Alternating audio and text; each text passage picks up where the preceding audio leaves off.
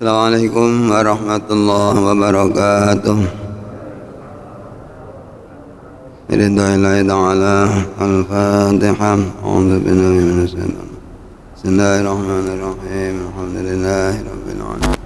Arrahmanir rahim. Maliki yaumiddin. Iyyaka na'budu wa iyyaka nasta'in. Shiratal ladzina an'amta 'alaihim ghairil maghdubi 'alaihim waladdallin. Hadratin nabiyina wa habibina wa qudwatina syafi'ina Rasulillah Muhammadin sallallahu alaihi wasallam. Al-Fatihah. Bismillahirrahmanirrahim.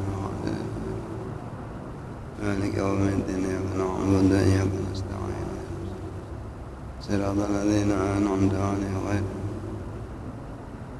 حضرة جميع الكرام وأصحابه وأزواجه وذريته وجميع إخوانه النبيين والمرسلين أصحاب قولين ولقولين رضي عنهم الفاتحة بسم الله الرحمن الرحيم الحمد لله رب العالمين صراط الذين أنعمت عليهم غير المغضوب dumateng sedaya keluarga kula panjenengan ingkang si wonten alam donya rawaya sedaya mugi tansah pinaringan sehat walafiat dhahiran wa batinan istiqomah bil ibadah rawaya dados dzurriatan thayyibah keluarga sakinah mawaddah warahmah lan tansah pinaringan rezeki ingkang kathah halal berbarokah. Al-Fatihah. Bismillahirrahmanirrahim. Ar-Rahmanir Rahim. Maliki yaumiddin. Iyyaka na'budu wa iyyaka nasta'in. Ihdinas siratal ladzina an'amta 'alaihim ghairil maghdubi 'alaihim waladdallin. Warga ingkang gerah mugi ingkang pinaringan sehat walafiat, ingkang sulit rezekinipun dipunlancaraken dening Allah taala, ingkang bermasalah mugi-mugi dipun luwari, dipun atasi, paring solusi kali Allah kanthi barokah lan akhiripun tansah saged ibadah dhateng Allah taala. Al-Fatihah.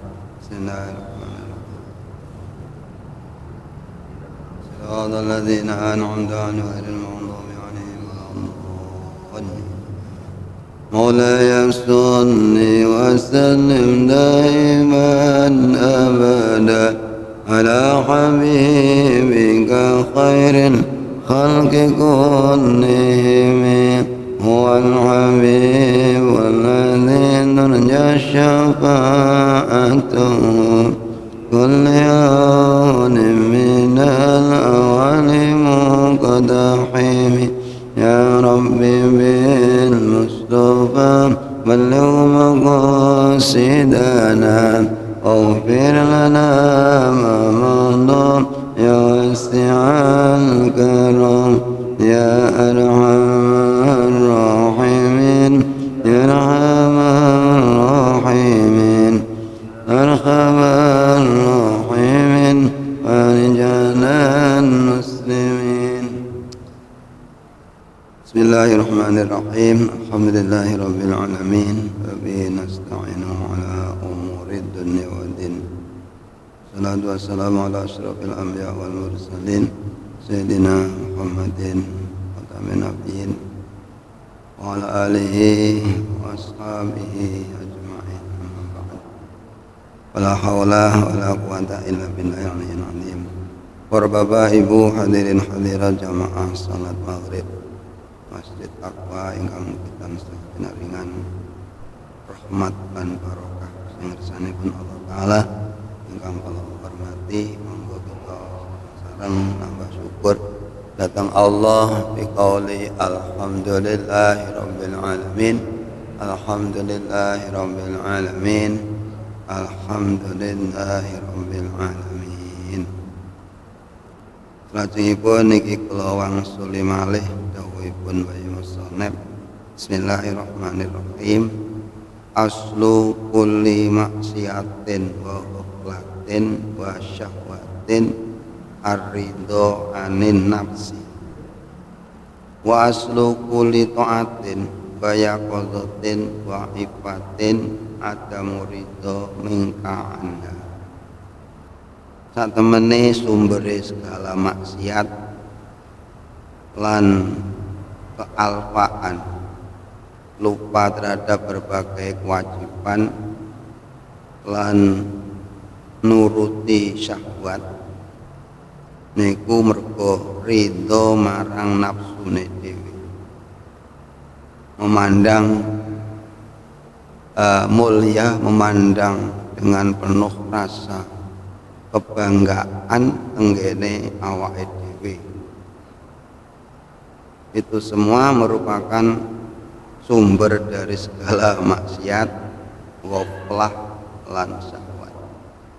Sedangkan wa aslu kulli taatin, sumber saben-saben taat lan tansah rayitno eling marang aturane Gusti Allah lan saged menjaga diri dari hal yang merendahkan martabatnya, itu ada ridho, tidak adanya rasa kepuasan, kebanggaan terhadap dirinya sendiri. Rata-rata tiang niku rawaide kan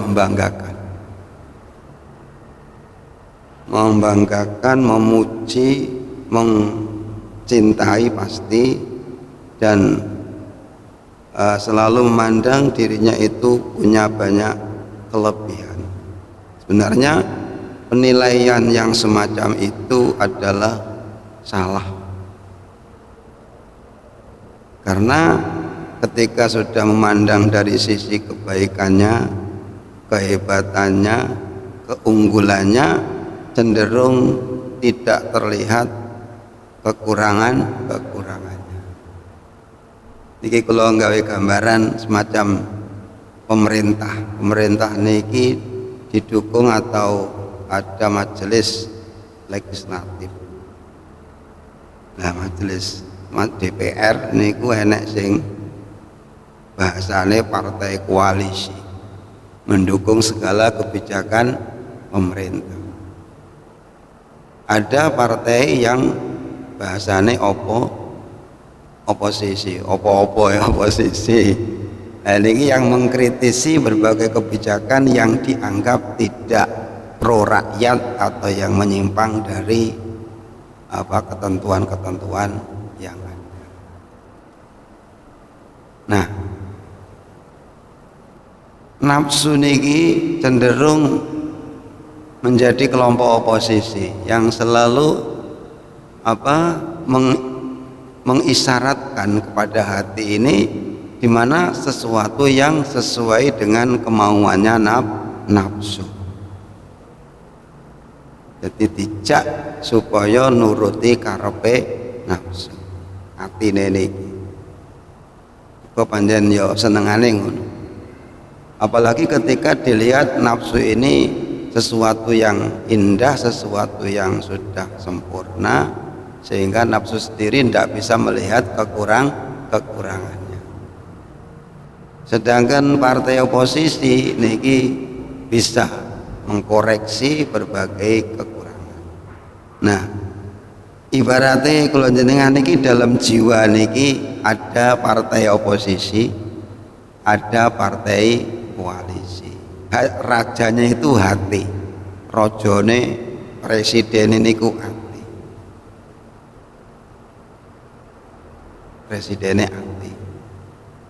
Nah, tinggal hati ini sendiri ini yang membisiki siapa?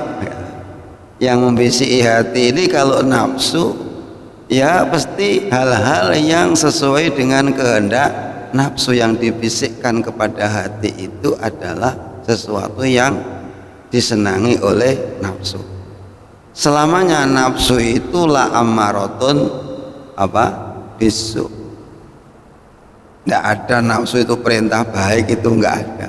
Walaupun kadang-kadang gayane backgroundnya itu seperti ngajak kebaikan, tetapi dibalik itu adalah dalam rangka bagaimana bisa memenuhi kemauan daripada nafsu itu sendiri. Niki pintere nafsu. Jadi dia bisa mengelabui seseorang atau bahkan hati ini sendiri dikelabui oleh nafsu yang supaya mau menurutin karepe nafsu. Nah, yang awas itu partai oposisi. Oposisi di sini adalah iman kita, ilmu kita niki berstatus sebagai partai koalisi, sehingga bisa melihat nafsu ini mau ngajak mana, nafsu ini mau mengajak hati kemana. Ini selalu diawasi oleh iman yang ada di dalam hati kita, oleh ilmu yang ada di dalam akal kita. Jadi fungsinya sebagai kontrol, sebagai partai oposisi, sehingga dia bisa membaca kekurangan-kekurangan yang ada pada diri manusia, sementara nafsu menutup kekurangan-kekurangan yang ada pada dirinya sendiri. Yang ditampakkan adalah hal-hal yang baik menurut pandangan nafsu. Dalam hal ini Allah sudah mengingatkan melalui dawuhipun Nabi Yusuf alaihissalam, wa ma ubarri'u nafsi inna nafsa la'ammaratun su. Tidak akan memuji dan merasa bersih dirinya sendiri, tidak memandang bagus terhadap dirinya sendiri. Karena apa? Karena nafsu ini selalu mengajak yang tidak baik. Nah, kanten kula njenengan iki duwe partai oposisi apa gak? Nek gak duwe partai oposisi niki nafsu bebas untuk menyetir hati. Mau diajak kemana, yang penting terlampiaskan kemauane nafsu. Nah, ketika sudah memandang nafsu itu sesuatu yang segala-galanya, sehingga hati ini ridho dengan nafsu ini sendiri, disitulah sebenarnya sumber dari berbagai kemaksiatan. Munculnya perbuatan pelanggaran ini ketika membiarkan nafsu mengajak hati untuk berbuat sesuatu yang di dalamnya memenuhi hasrat kepentingannya nafsu. Lagi nyekel kekuasaan, nafsune mesti ngomong, mumpung awakmu puasa iki nggone teles, kene sing roh wong-wong wi dihapus wae lah. Akhirnya dia berbuat yang sifatnya itu mukhalafatun lima amarullah bi, nulayani marang perintahe Gusti Allah, melupakan status dirinya, fungsi dirinya sebagai raja, sehingga mereka itu diajak kemana-mana oleh nafsu ini sendiri. Ya Allah, kerajaannya malah Allah, mereka situ rajanya dikuasai oleh nafsu, yang nafsu ini tidak mau mengakui segala kekurangannya, tertutup kekurangannya. Dan rajanya itu percaya banget karo nafsu, sehingga tidak bisa membaca apa kekurangannya nafsu. Nah, inilah muncul berbagai pelanggaran yang luar biasa. Jadi munculnya pelanggaran, baik itu pelanggaran aturan-aturan manusia untuk manusia atau aturan-aturan Allah untuk manusia, niki ya berangkat dari nafsu yang yang tanpa dikontrol, yang dibebaskan untuk memilih. Nah, datanglah iman untuk bahasanya apa? Untuk memberikan filter. Coba lakoni ki elek. Ini yang mengatakan begitu itu iman. Yang mengatakan begitu itu iman. Ki gak bener, ki salah. Ini yang mengatakan begitu itu iman. Karek nggo atine kuwi sing dirungokne omongane nafsu apa omongane iman. Iki bahasane tak gawe sederhana ngoten kira-kira luwih penak. Karena kalau tiang niku wong niku nek kadung seneng niku akan tertutup segala kekurangan dari apa yang mereka senangi, termasuk ketika sudah menyenangi nafsunya sendiri, membiarkan nafsunya sendiri, menganggap nafsunya itu sesuatu yang sudah begitu sempurna dan pasti benar. niki akan tertutup dari kekurangan-kekurangan yang ada di dalam nafsu atau di dalam dirinya sendiri. Nek wis rumongsane apik ndeke mesti seneng, nek seneng mesti manut gitu. Wis manut. Lah niki padahal nafsu niku senengane ngajak la ammaratun bisu. Jadi orang-orang yang alim, orang-orang yang waspada itu curiga terhadap dirinya sendiri. Ini rada angel nih bahasa niki. Wong kok curiga neng awake dhewe, neng krenteke atine dhewe maksudnya. Neng krenteke hati yang dibimbing oleh nafsu ini enggak serta-merta dia itu percaya. Ini kalau orang yang teliti, orang yang jeli, niki curiga. Ijane ngajak api tenan po, hanya mau membenturkan saya pada perbuatan yang enggak bener. Ketoke ngajak api, tapi latar belakangnya enggak mesti nek panggah api. Ada indikasi kepentingan-kepentingan yang memang dia targetkan. Niku potongane nafsu. Makanya wong sing ngerti, wong sing waspada niku tidak mencurigai orang lain tapi mencurigai dirinya sendiri.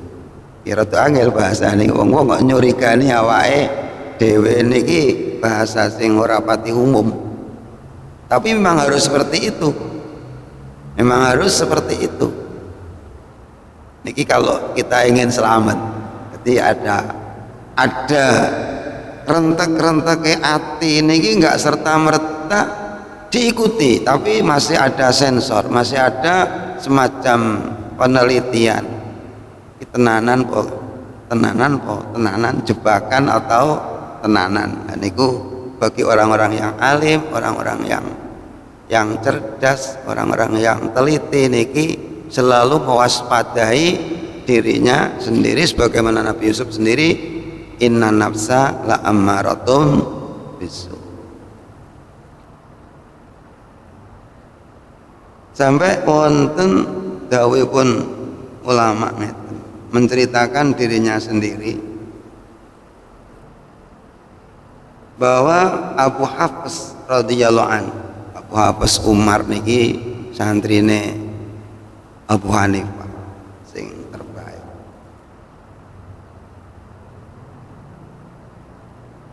Selama 40 tahun katanya keyakinan saya terhadap diri saya sendiri itu meyakini bahwa Allah itu memandangi saya dengan pemandangan yang murka.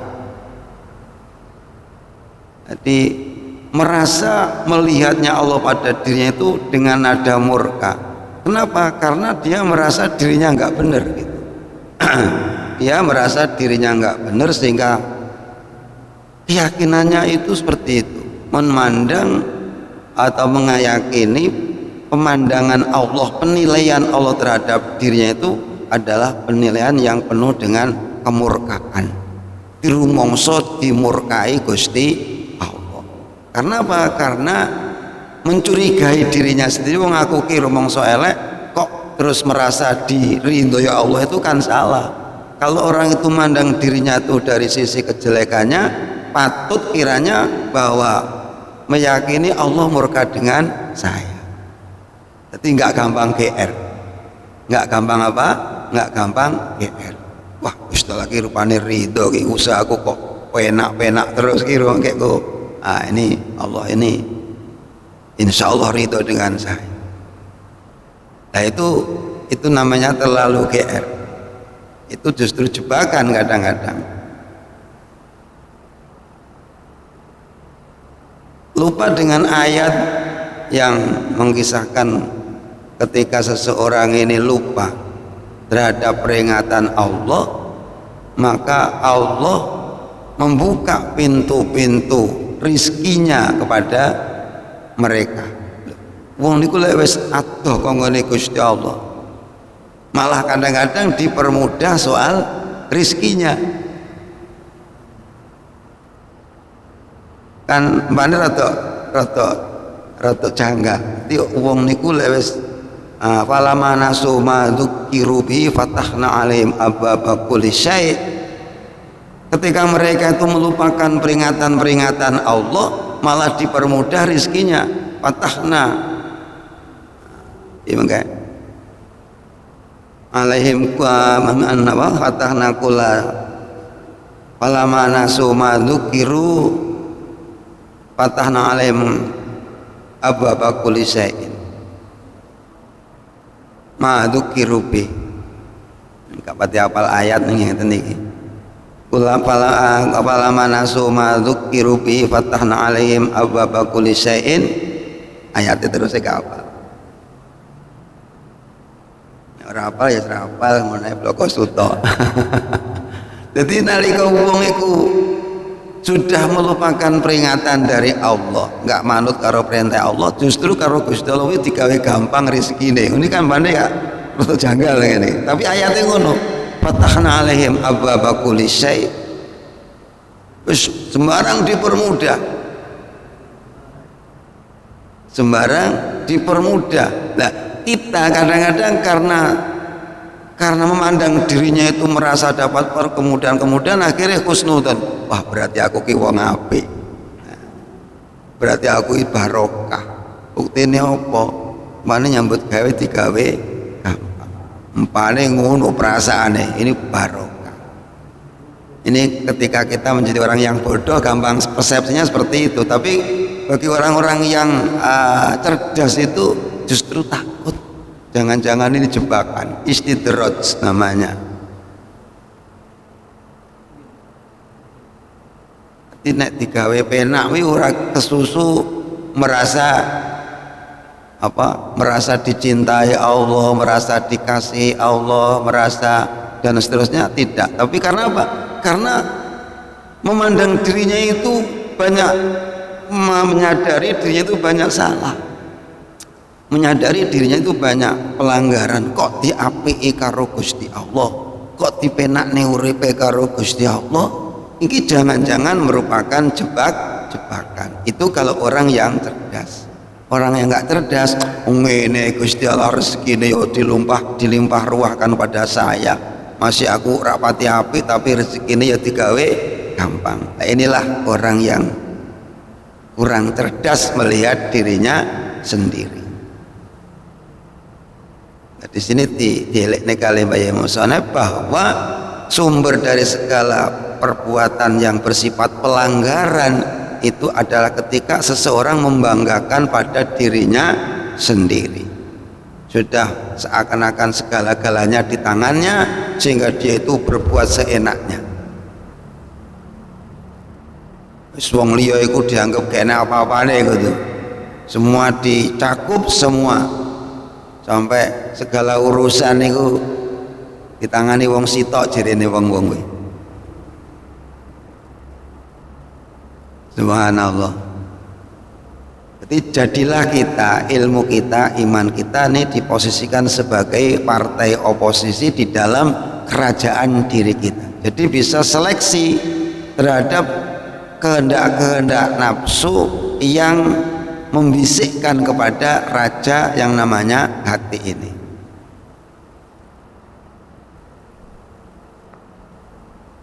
Selama 40 tahun panjenengan mun saya Abu Habas niki merasa bahwa Allah selalu banyak murka pada dirinya. Karena apa? Karena dia menyadari banyak salah. Menyadari banyak salah.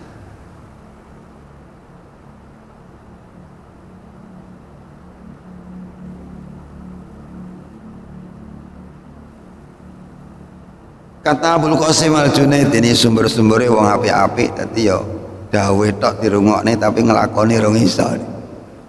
Ya sing ngono-ngono kenal karo dawe. Kata Abul Qasim Al-Junaid, aku yo kok iso maca tok lagi anak. Latas kunila nafsi. Kamu jangan cenderung banget. Jangan ngeplek banget nang gone nafsumu. Wa intamat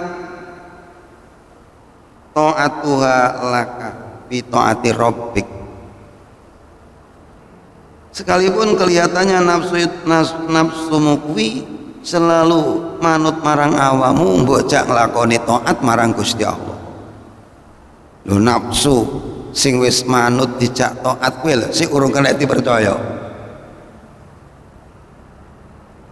si urung kena dipercaya menurut versinya si Abdul Qasim. Jangan-jangan di dalam taat ini sendiri nafsu punya kepentingan, nafsu punya kepentingan untuk nafsu itu sendiri. Makanya jangan pernah kamu percaya atau cenderung kepada dirimu, kepada nafsumu, sekalipun kelihatannya nafsu itu selalu ngikutin perintah kamu untuk diajak taat kepada Allah Subhanahu wa Ta'ala. Contohnya mbane nafsune dijak nderes Quran kok ngeluwidik, jak maca Quran mbane kok ngeluwidik enak ngono ki ya sik dikoreksi sik iku penake nafsu jak maca Quran ki jane krana Allah tenan apa nafsu ki punya kepentingan. Iki rada bahasa halus-halus sing jelimet-jelimet ngeten niki. Artinya kita harus bisa mengkritisi diri kita sendiri walaupun cara ndohire ngoten ya wis di dalam kondisi ibadah, tapi masih perlu dikritisi, masih perlu koreksi. Nggak boleh kita lepas, wah ini wis bener pas api belum bisa seperti itu, karena memang nafsu itu licik begitu. Nafsu itu licik. Senajan ketok wis manut dijak ibadah niki lho awake dhewe sik kudu koreksi. Kudu koreksi ki senenge jamaah ki emange tenanan apa ya masih ada indikasi dalam rangka pelampiasan kesenangannya nafsu. Karena di dalam jamaah salat ini kadang-kadang nafsu ini untuk bagian, untuk jatah, untuk nggon. Contohnya apa? Lek ketemu kanca, nah dhek seneng omone ketoke teko dhisik dhewe nang ngarep dhisik dhewe nang ngarep dhewe nang barisan depan sendiri. Ngono kuwi ya kadang-kadang hati ini muncul, wah kelihatan keren sendiri. Tekone yang masjid dhisik dhewe, manggone nang ngarep dhewe. Kuwi ikhlas tenan apa? Ikhlas tenan apa? Cari sensasi lah, ngono lho. Ini kritik pada diri kita sendiri, jangan kritik pada orang. Jangan mengatakan wah iki padune teko dhewe dhisik iki padune ben diwah wong, ben diarani wong ahli ibadah, ben diarani wong sregep. Jangan mengatakan seperti itu pada orang lain, katakan seperti itu pada diri kita.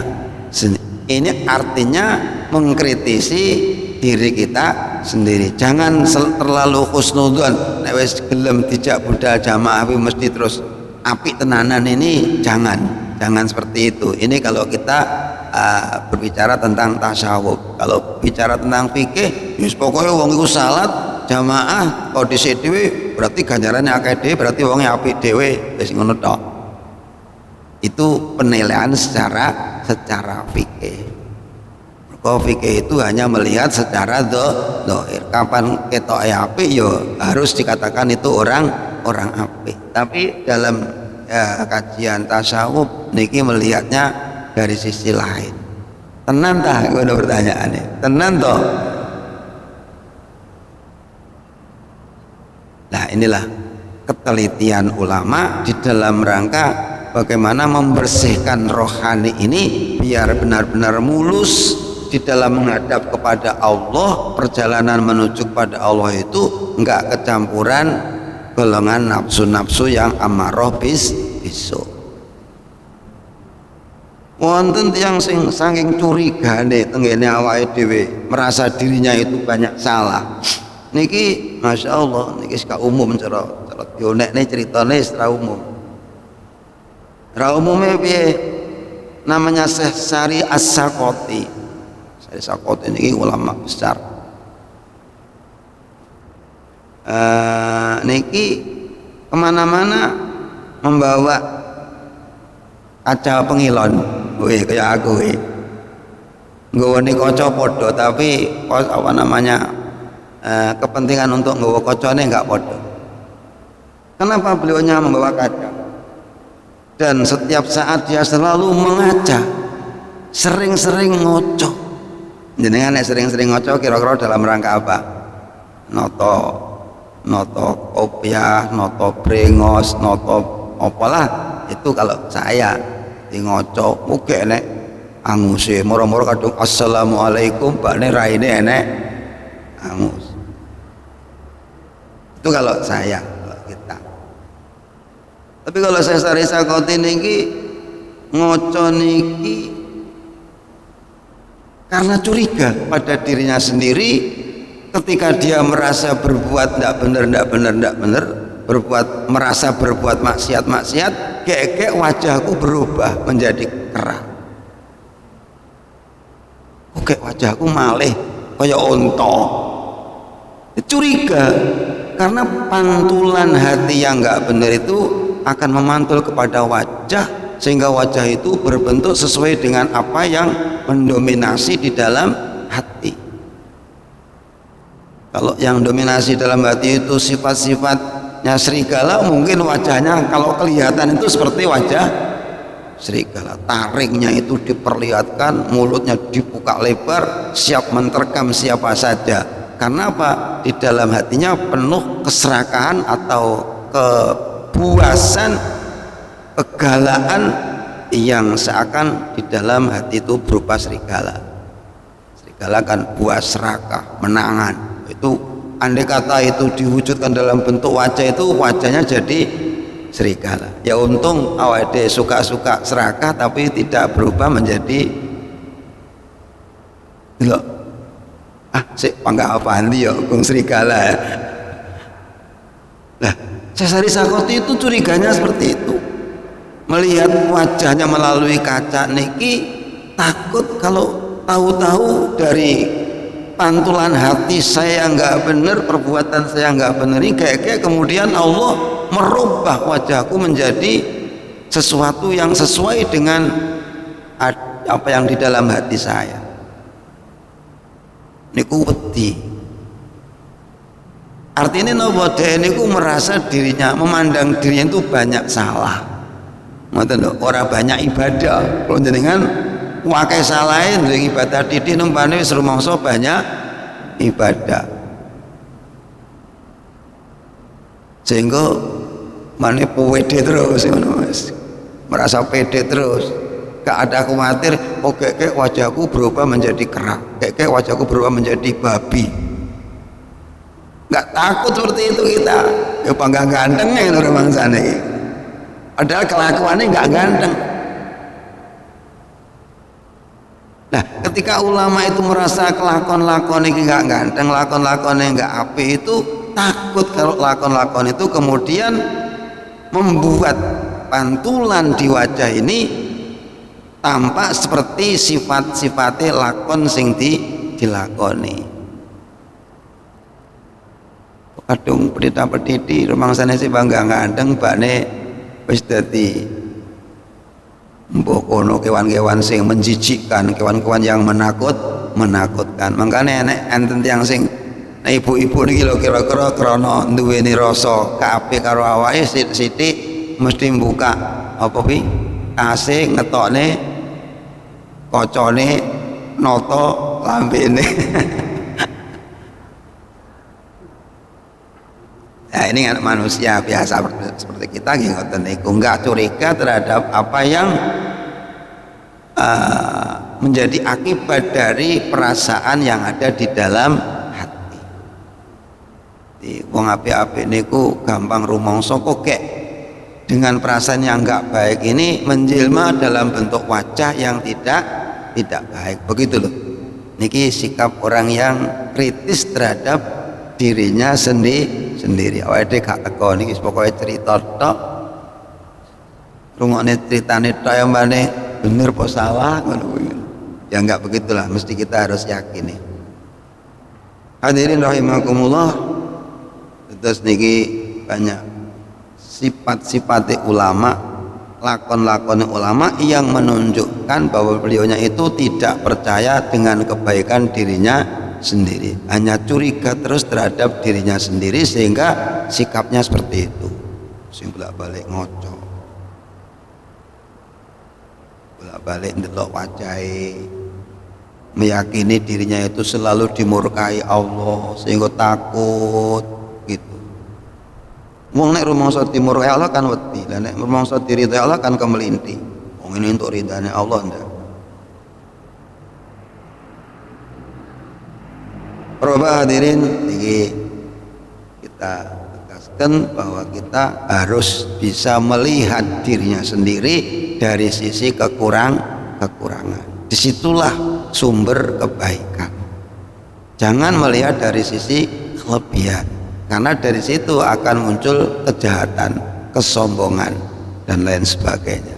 Maka kita harus bisa melihat kekurangan diri kita sendiri agar tertutup pintu-pintu maksiat, pintu-pintu pelanggaran, pintu-pintu syahwat dan seterusnya. Niki diawali dari ketika seseorang ridho terhadap nafsunya sendiri. Mudah-mudahan Allah membimbing kula panjenengan sehingga bisa koreksi, cerdas melihat kekurangan, kesalahan dirinya sendiri. Bisa melihat kekurangan itu ketika dia nggak terlalu menyenangi, ketika tidak terlalu cenderung, tidak terlalu mencintai. Kalau mencintai, semua kekurangan akan tertutup. Wa ainur ridho angkuli aibin kali latun. Pandangan ridho itu nggak mampu menembus kekurangan yang ada pada seseorang yang sedang diridhoinya atau disenanginya. Mugi-mugi manfaat maslahah fid dunya wal akhirah. Al-Fatihah. A'udzubillahi minasyaitonir rajim. Bismillahirrahmanirrahim. Alhamdulillah. Iyyaka na'budu wa iyyaka nasta'in. Shiratal ladzina an'amta 'alaihim Alhamdulillahi rabbil alamin. Hamdan katsiran thayyiban mubarakan ya fi ni'amah wa yakafi masidah ya rabbana lakal hamdu kama yanbaghi li jalali wajhika wa 'azimi sultanik. Allahumma shalli ala sayyidina Muhammad ya Allah. Allahumma anfa'na ma 'allamtana wa 'allimna ma yanfa'una wa zidna 'ilman yanfa'una. Rabbana atina fid dunya hasanah wa fil akhirati hasanah wa qina adzaban nar. Rabbana taqabbal minna innaka antas samiul 'alim wa tub 'alaina innaka antat tawwabur rahim. Sallallahu ala sayyidina Muhammad walhamdulillahi rabbil alamin. Al-Fatihah. Bismillahirrahmanirrahim. Alhamdulillahi rabbil alamin. Shiratal ladzina an'amta 'alaihim. Subhanakallahumma bihamdika asyhadu an la ilaha illa anta astaghfiruka wa atubu ilaik. Subhanakallahumma bihamdika asyhadu an la ilaha illa anta astaghfiruka wa atubu ilaik. Subhanakallahumma bihamdika asyhadu an la ilaha illa anta astaghfiruka. Assalamualaikum warahmatullahi wabarakatuh.